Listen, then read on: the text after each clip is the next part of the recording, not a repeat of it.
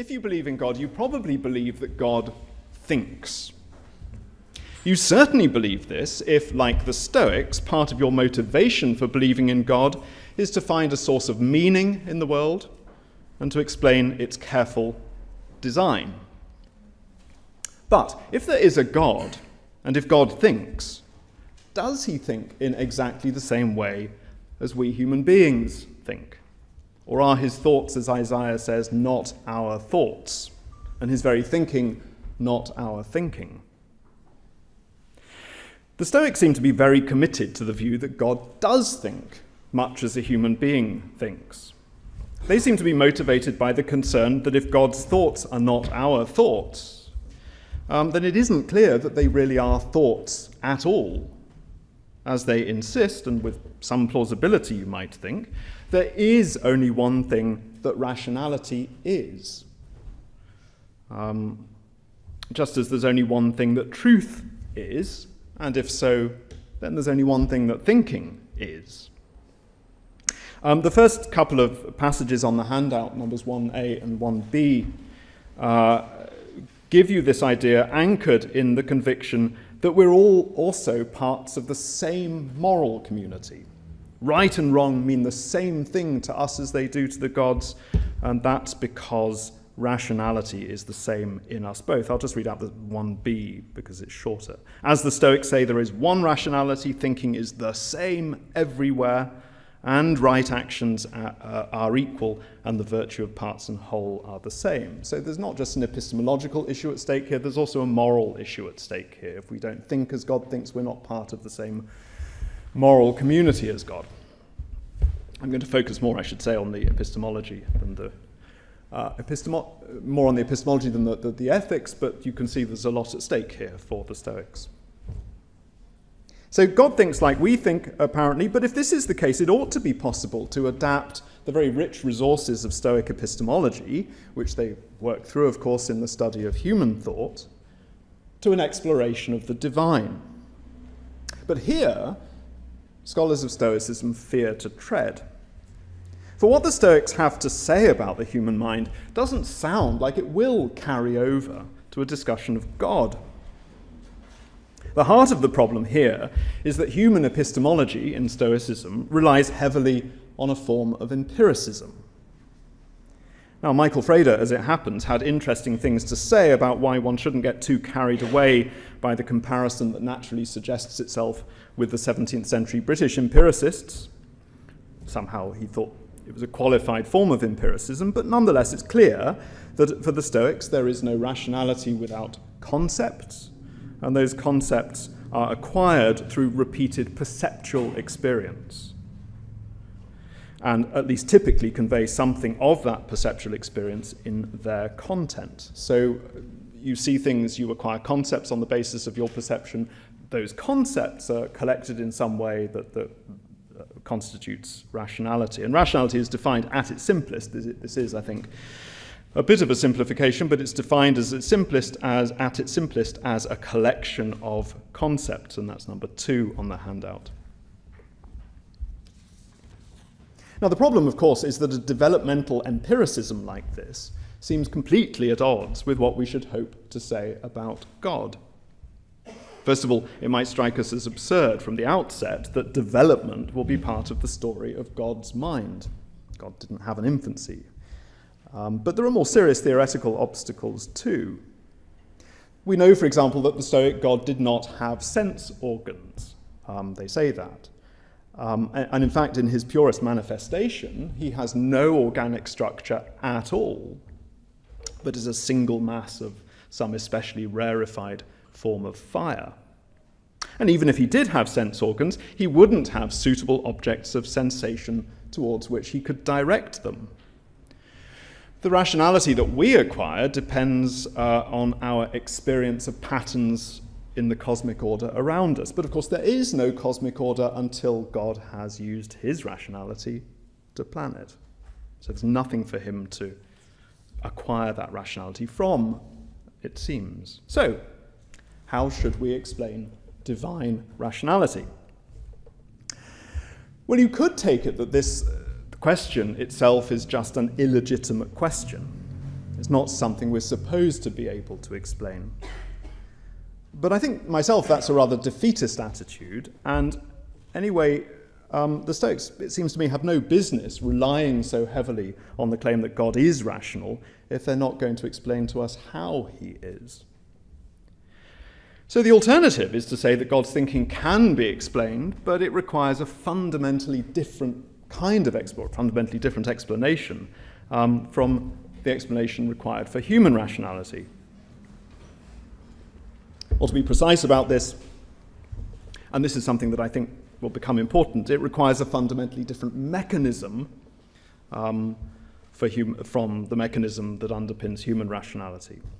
So when the Stoics say that rationality is the same in gods and humans, it's the same wherever it occurs, on this theory, what they must mean is that we can share the same thoughts somehow or other, or to be more cautious about it, we can access the same truths, or to be very cautious about it indeed, we have information-based autonomy within what is objectively the same reality. It's quite difficult to see how one does get these two things on the same page, you see. But the springs and levers of our judgments are different. If humans are more or less empiricist creatures, that leaves it that God must be more or less rationalist. And indeed, it is to the 17th century rationalists that most people who have tackled this question at all have looked when they wanted to explain the mind of God. So to recap, the problem we seem to face is that God doesn't have the resources that we have for the formation of rationality. He doesn't have sense organs, and he doesn't have an ordered cosmos to reflect on as the basis for concept formation. So it's natural to think about whether his rationality might not simply be given in his substance. So some people have wondered whether the Stoic God might not be comparable in some respects to a Cartesian res cogitans. In other words, God is a thinking substance in his essence. Not quite like Descartes' res cogitans, because the Stoic God is going to have to be corporeal and extended, so metaphysically different, but epistemologically, maybe God is substantially defined by a rationality. Well, for my money, this would be a disappointing answer from the outset. Actually, not much of an advance on the defeatist position that we shouldn't be asking the question at all. In the end, what it does is to assert God's thinking rather than to explain it. Now, that wouldn't be so bad, as it isn't in the case of Descartes himself, if one were simply to say that all thinking is mysterious, God's thinking and human thinking alike partakes in this thinking substance. But the trouble in the case of the Stoics is that it now becomes an added mystery why we're able to explain human rationality at all. So it's mysterious that God thinks, and then it's mysterious that we have to have another explanation for human thinking. And the reason for that is that the Stoics believe that human souls are very literally parts of God. So they're substantially identical with God, as he pervades everything as what they call the soul of the universe. But if our souls are substantially identical with divine substance, are in fact parts of divine substance, and if it's the nature of that substance to think, then why do we need the mechanisms of empiricism as well? To be sure, the Stoics would have to tell some story to explain how it is that human beings think, but plants and animals, which also share in God in this way, do not. But it would be easy enough to tell a story about how there are obstacles in the morphology of plants and animals that are not there in the case of human beings, for example. So humans have access to this capacity which plants and animals don't have. It would be much easier to tell a story like that, it seems to me, than to say you need a whole new mechanism to develop human thinking out of this substance, which itself is supposed to be able to think already. And in fact, the Stoics could look for a precedent and a model of sorts in Plato's theory of recollection, where we have somehow innately the capacity of knowledge and rationality, but we have to recover it through kind of empiricist procedures. But it's a basically rationalist model of how thinking works. But of course, there's the rub. Of course, the Stoics couldn't possibly go to Plato to justify the idea of a substance with the power of thought innate to it, because to do so would be effectively to admit the existence of something uncomfortably like Platonic forms, namely the concepts which, as we've already seen, are constitutive of reason, but would be innate in the case of God on this theory. Now, as it happens, we know that the Stoics did talk about the thoughts of God, and they even referred to them in the language of Plato's forms. But in the usual picture of Stoic metaphysics, this language is a deflationary move against Plato. Forms they mean nothing but the thoughts that God has. And that move works well so long as the view is that these thoughts are posterior to God. They're produced by God's mental activity. But if some of God's concepts underpin that mental activity as its necessary condition, rather than being produced by it, then they aren't thoughts of God in that benign sense, but they turn out to be somehow metaphysical principles. They turn out to be irreducible first causes for everything that subsequently happens. And that's why I said that they wouldn't just look like Platonic forms, but they would look uncomfortably like Platonic forms. It's conceding too much to Plato, and maybe even to Platonic metaphysics. So I think it isn't surprising that there is no Stoic evidence that articulates the possibility that concepts or any of God's thoughts are principles in this sense. On the other hand, we do have explicit testimony which rules it out that his thoughts are uncaused first principles. Varro, in his review of philosophical history in Cicero's Academica, and this is passage 3 on the handout, Varro tells us that Zeno explained mind not as something given in primary substance, but as something posterior to it.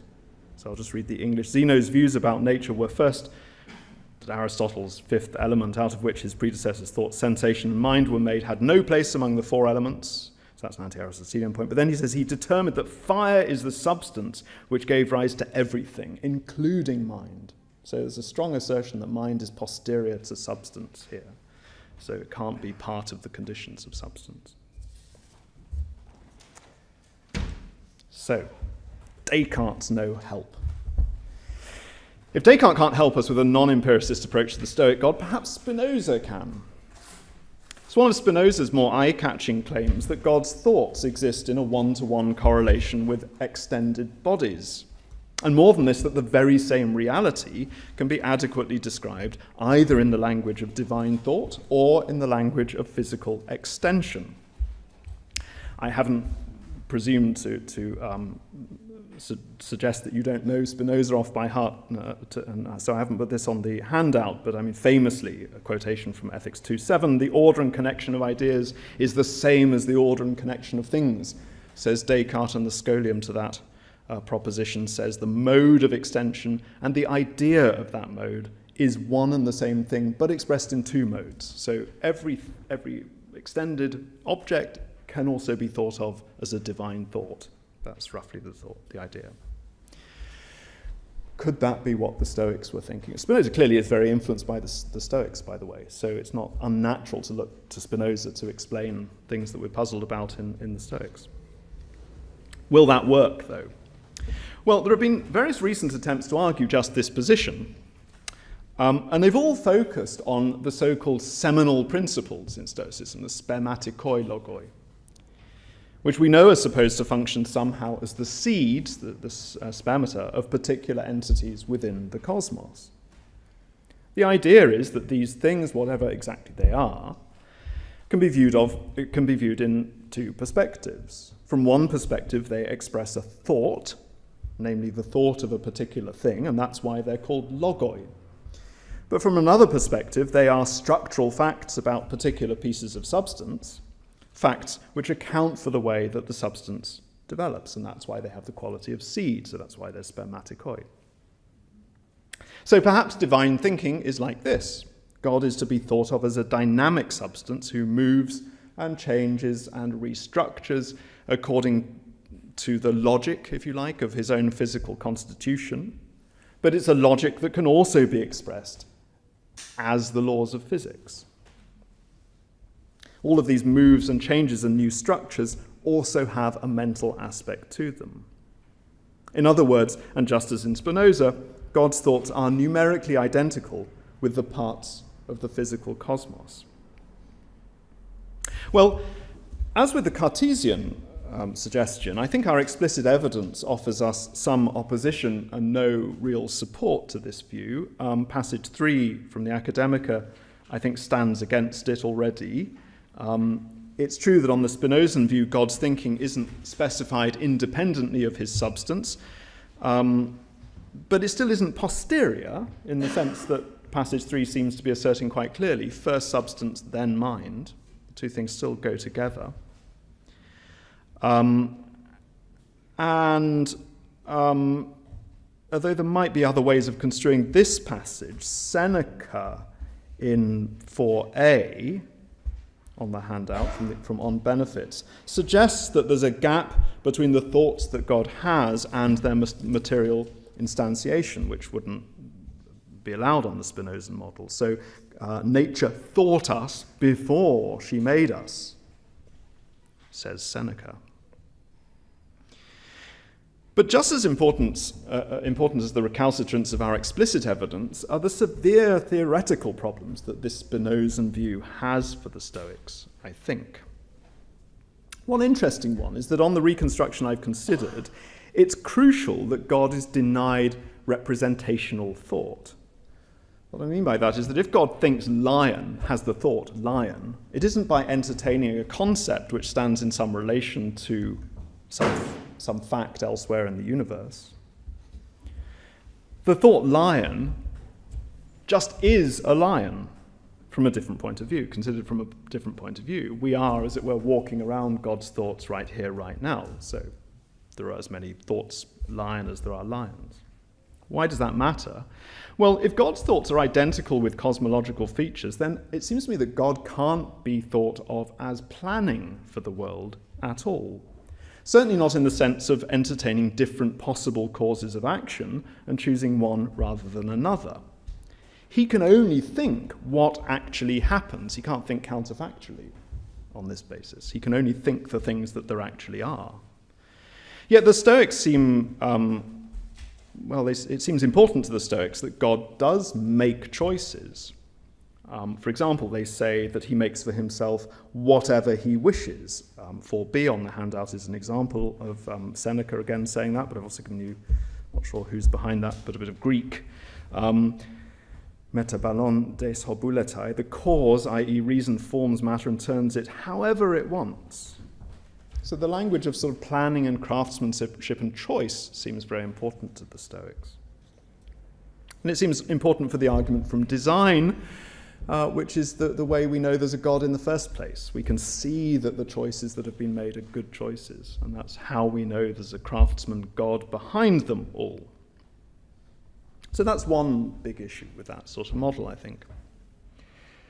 Another problem, a bit more textual this one, but also significant, is that the Spinozan model obscures the very important distinction that the Stoics make early on in the process of cosmogony between the ruling faculty of the cosmos on the one hand, the hegemonikon, and the divine as it pervades the rest of the cosmos on the other. The division is the same kind of distinction as we find in human beings, so we have souls that pervade our whole bodies, but the thinking part of our soul is localized in the hegemonikon, which is only in the blood around the heart. So the same thing happens at the divine level, at the cosmic level.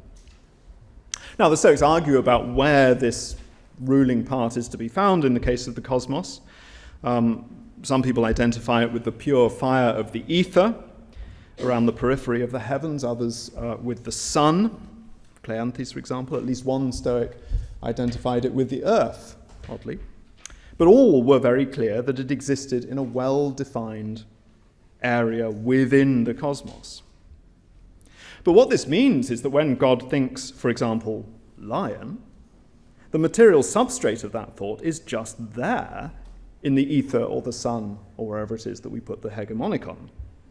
But of course there aren't any actual lions in the ether or the sun. Actual lions are elsewhere. normally.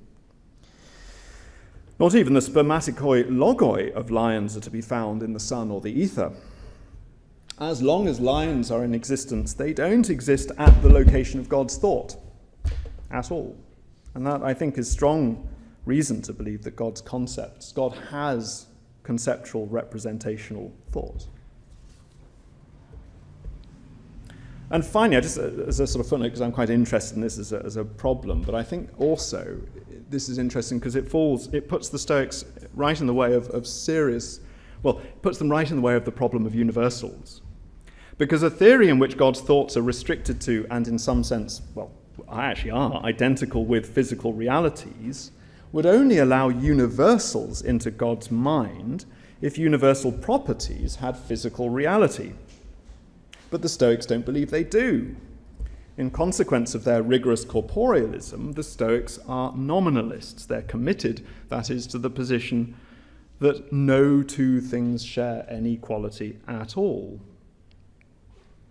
That's not an add-up, no. But if God has no thoughts about universals, because otherwise universals would be real and universals aren't real, then it once again becomes very hard to see how even the content of his thought could be anything like ours. I mean, I think this puts that claim that rationality is the same everywhere it happens under impossible strain. Because the conceptual basis of our own thought means that we think in universals all the time, and that's really what it means. So I think there's serious issues with the Spinozan model of every sort. So what I conclude from all of this is that it really isn't going to work for the Stoics to say that the mechanisms of divine thought are fundamentally different from the mechanisms of human thought. That is, as long as we take them to believe that God really does think and this whole language isn't metaphorical to start with, which I think would be quite a radical thing to think about the Stoics. Such a difference could, at least arguably, obtain in a system like Plato's or Aristotle's, but that's because in Plato and in Aristotle there are different ontological realms, and as it were, different things can happen in them, or things that are different but track each other can happen in them. So there's the opportunity to posit different forms of thinking in the non-corporeal realm and in the corporeal realm. There's obvious room, for example, to talk about physical mechanisms in the natural realm which model or track the activity of a God who exists outside time and space, and to call both of those things thought, just appropriate to the ontological realm in which they happen. But that is not an option for the Stoics, because there is only one ontological realm. They are corporealists. If the Stoics insist that God really does think, then he really must think like human beings do. Now, as I said at the outset, there are some obvious challenges to a claim like this, but I also think that once we get over our scruples about approaching the study of God in the same sort of way that we approach the study of other animals, remembering that it's an entailment of Stoic materialism that God, for all his splendor, for all that he exists in a taxonomic rank of his own, is an animal of the same ontological order as all other animals, once we get over that, I think we can see that Stoic zoology can actually provide us with the answers we need, or some of the answers we need, at least. So, just to recap once more, as I get into the more constructive part of my paper, the two main challenges that an empiricist account of divine rationality have to meet are these. One, we have to show that God can perceive, can have empirical experience, and two, we have to show that there's some appropriate object on which he can exercise that perception. And that is to say, an object which is somehow rich enough but also structured enough to be able to allow him to form concepts on the basis of experience of it. Actually, it turns out to be very easy to deal with the first of those issues. It's true that God doesn't have sense organs, but what people often miss is that it doesn't follow from that, if you're a Stoic, that God doesn't have perception. All animals, in fact, perceive at least some things without using sense organs, according to the Stoics. In fact, according to the Stoics, that is the primitive form of perception. It's a necessary condition, even for the use of sense organs. Now, the Stoics here are distinctive in their analysis. Other zoological systems, for example that of the Epicureans, do assume that all sensation, by definition, involves using sense organs and is of what is external to the creature. But the Stoics think that an animal has a prior and more basic form of perception, which is perception of its own immediate constitution. Indeed, since this self-perception, as it's called, for obvious reasons, is the primitive sense of perception, the Stoics make a point of applying a different technical word to the perception of the external world. So when they're talking technically, they talk about perception of the external world as sunaesthesis. We'll see this in a passage in a minute. Sunaesthesis, which has different words in different philosophers, but in Stoicism, I think, means the fact that you see things in relation to, you co-perceive the external world with your own body. So you self-perceive and then you perceive the world in relation to yourself. And you can only perceive things outside yourself if you're already perceiving yourself. That's the thought. And the fact that perception of the external world must be co-perception in that way comes to be part of the Stoics' argument against, for example, the Epicureans, that perception is in the radical sense, is of the self. So, There's a particularly compelling version of this argument in Hierocles. So let's look at the text now. This is 5. 5a, the first line is not terribly relevant to what I want to say immediately, but if you skip to b in the passage of Hierocles I've given you under 5, we get this very nice argument that if you're going to use your sense organs, you first have to know they're there, and you have to know what they're for. So actually, there must be some kind of perception prior to the use of sense organs. Otherwise, you wouldn't know you had sense organs to perceive with. So this is what he says. I'll go from B. We ourselves perceive our eyes and our ears and the rest. And so when we want to see something, we strain our eyes towards the visible thing, not our ears. And when we want to hear, we direct our ears, not our eyes. When we wish to walk, we don't use our hands for this, but our feet and the whole of our legs. And in the same way, we don't use our feet, but our hands when we want to take or give something. So the first proof that an animal perceives itself is co-perception of the limbs and the functions of the body for which they're provided. The very fact that you use your sense organs to perceive the outside world is evidence that there's some prior form of perception that doesn't involve them. Lovely argument, I think.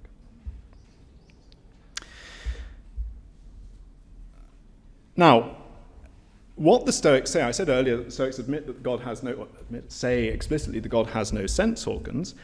They don't say he has no capacity for perception. And the fact that he lacks sense organs, of course, only tells us what, in fact, Plato made a point of saying in the Timaeus as well, as a matter of fact, that there is nothing outside him. He has no need of sense organs because there's nothing outside him to perceive. But that leaves it as a possibility that he can perceive himself.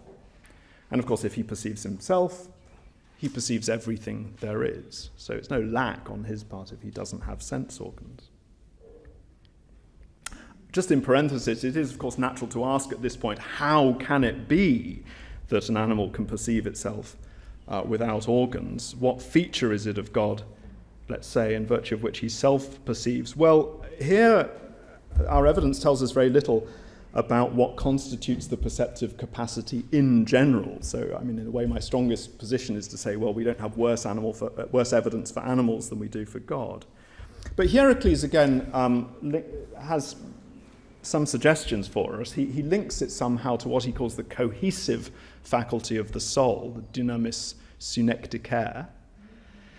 And I think the idea somehow is that as the soul blends through the body and structures the body, it's able to do that because it encounters resistance in the body. And that resistance is the sort of primitive form of perception, or perception is somehow epigenetic on that basic form of resistance that it encounters. So perception, in its radical sense, may be a sort of epiphenomenon of that experience of resistance, if you like. And it's maybe no coincidence that the Stoics call perception of the self internal touch. I haven't given you that on the handout, but I think that coheres with that. And given that God is also, well, he's not a soul pervading a body, but he's an active principle pervading a passive principle, structurally very similar, the same sort of story would be available to tell here. There's this structuring principle which meets resistance in a passive principle. That resistance is enough to provide the epiphenomenon of perception, ultimately, somehow. Anyway, that's something to do more work on. But in any case, our fragments are actually explicit that on the normal Stoic view, God did have the power of perception. A number of our fragments say as much, at least on the most straightforward reading of them. I haven't given them to you because they are all very contested and gnarly, but I mean, on a sort of naive reading of quite a lot of them, they do, or people say, oh, well, they're speaking loosely here, but on quite a lot of them, God does seem to be looking around and seeing things that are happening, and so on and so on. But I've got the best bit of evidence I've got on this. I've given you as passage 6 on the handout. It's slightly perverse, because it's giving you a view which was not the normal Stoic view, so I'm inferring from its negation, actually. But what we're told by Cicero in De Natura Deorum here is that Aristo, Zeno's pupil Aristo, differed from the rest of the Stoics precisely by denying that God has perception. So I think this is the strongest evidence that we have that most Stoics did think that God had perception. And it's quite interesting what Aristo makes of that. He thinks that the form of God cannot be grasped. Well, that's fair enough, but he denies that there's sensation among the gods, and he doubts altogether whether God is animate. Now, it's very clear from the way that Cicero reports this that Aristo was the exception, in this matter as, of course, in other things. But it's also clear, and this is the interesting thing, in denying that God had perception, Aristo meant to deny, or at least he was conscious that he came close to denying, that God was a living being at all. It'd be interesting. I'm not aware of anyone who's sort of who's written a piece on Aristo's theology. If anyone has done so in this room or knows of anyone who has, I'd be interested to hear. But the theological implications of this are very interesting. But of course, mainstream Stoics certainly did think that God was alive. And again, the inference will go back the other way. If God is alive, then he must be perceiving. That seems to be the implication here. Of course, they rely, thinking about Cornutus, who's very interested in etymologies and allegories, they rely very heavily on the etymology of Zeus and Stern and so on. God certainly is alive. So God has the ability to perceive, but as I said, he doesn't just need the ability to perceive, he needs something which is both sufficiently complex, but at the same time sufficiently organized to be able to perceive in such a way that he starts to think as well. And as I say, that's not obviously available to him. In God's pure state, he is famously a homogeneous expanse of, well, rarefied fire, whatever that means, maybe pure light almost. I think it's something very rarefied. But very pure as well, that's clear. So without internal variation.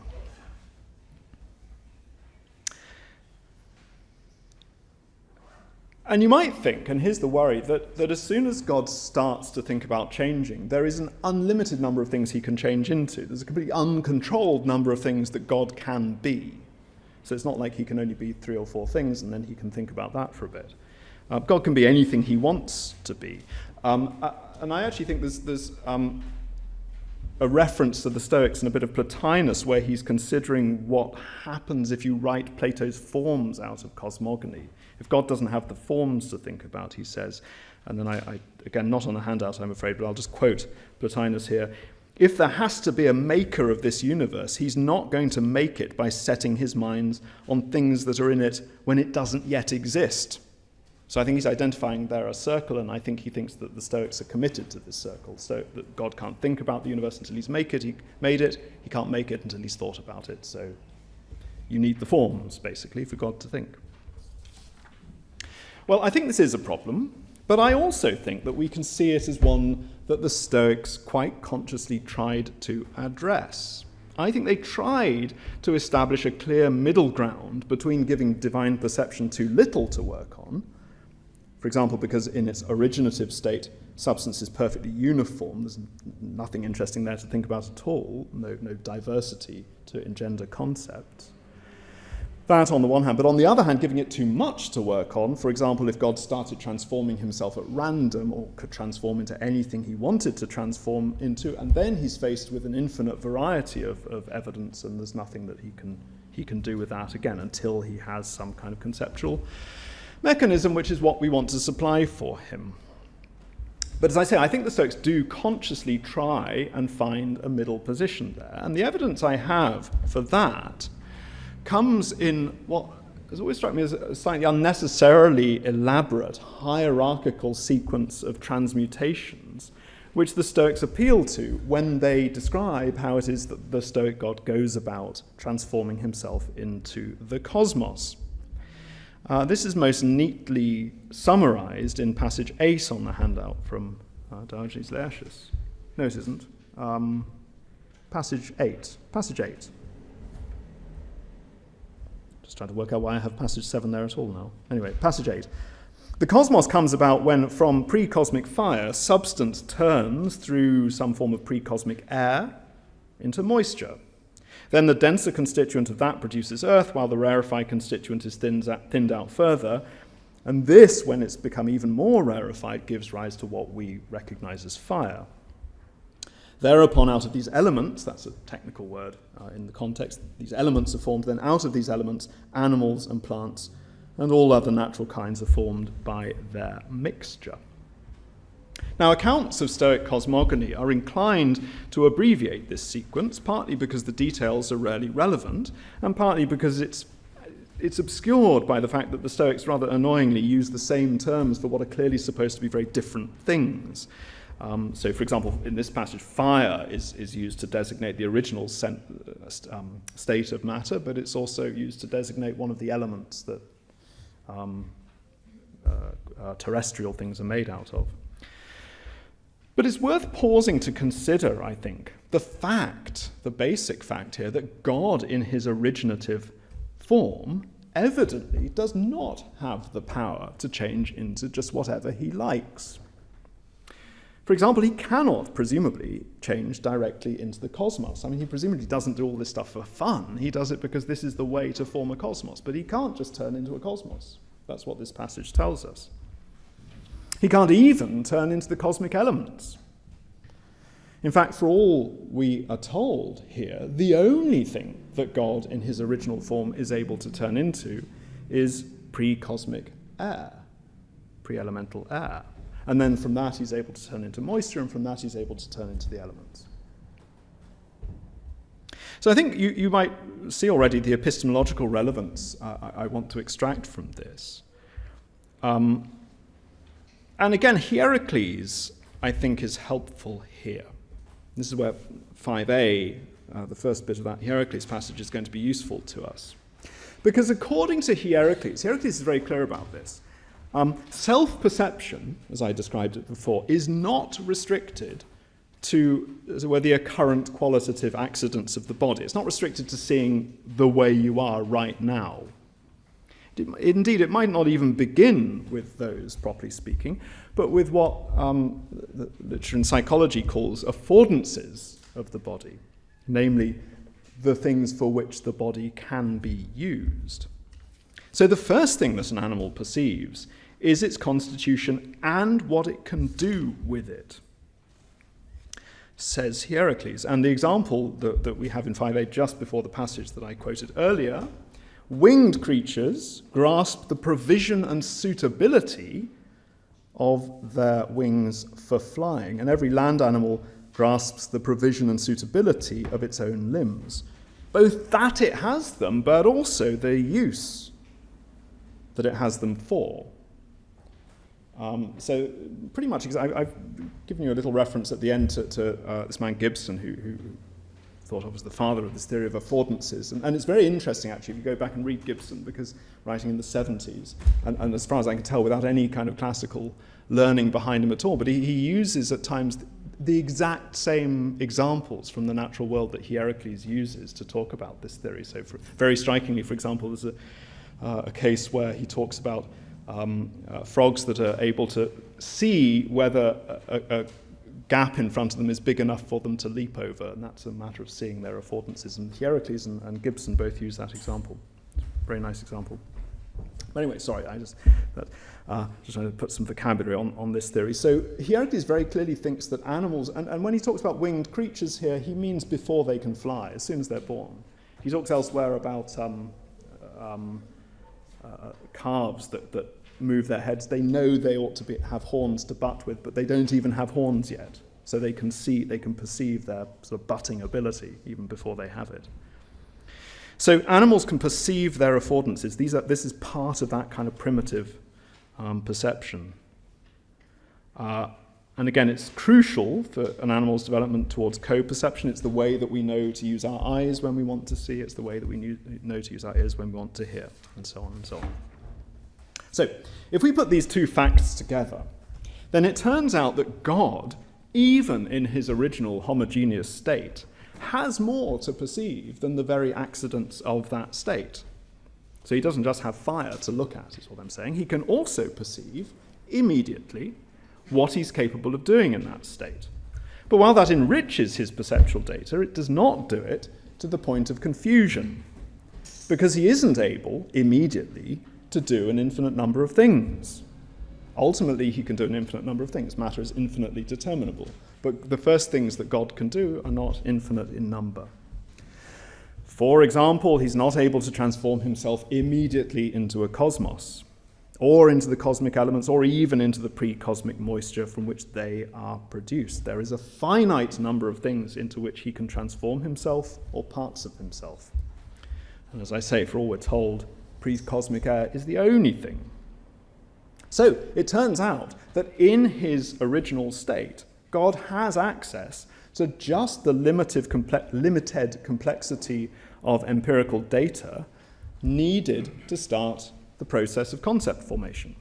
And from here, you can see how easy it would be, in principle anyway, to develop the story as God discovers in himself an increasing diversity of sensibilia through the further exploration of the affordances of successive modulations of his substance, until first he has a rich enough conceptual set appropriately articulated in such a way that he now has reason, in exactly the same way as we do. But also, two, his concepts include all the irreducible qualities of matter from which synthetic structures, like the cosmos, for example, which is constructed out of the cosmic elements, can be designed and planned, much as a human creative artist makes designs on the basis of the materials available to her and her understanding of the qualities that it is capable of assuming. So the craftsmanship model is perfectly preserved. In fact, is given value, I think, by this theory as well.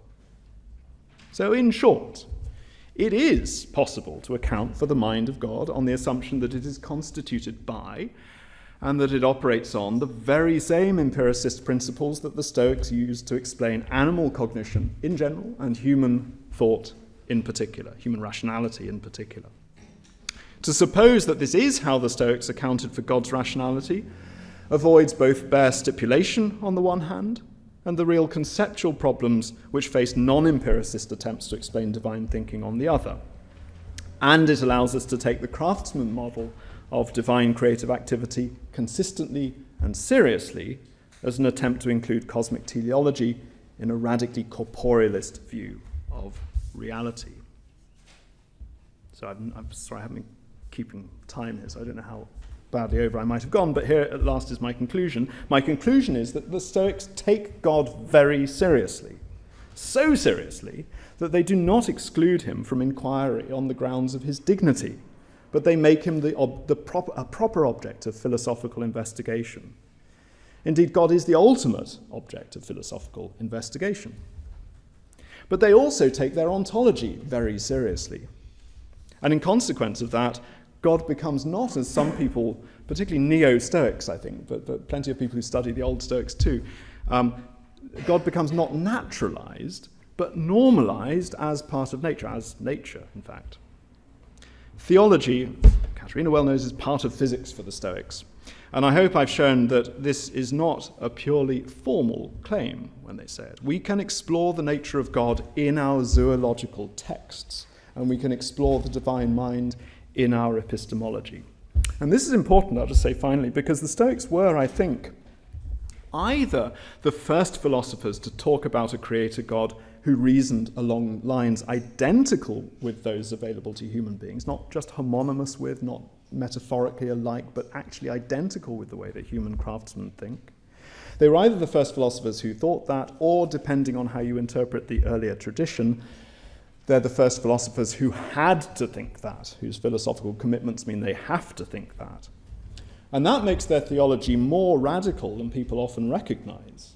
And it also, to look forward to connections which Michael Frede might have liked to make, makes them more important than people often recognize for later theories of God and creation, including notably Christian ones. Thank you very much.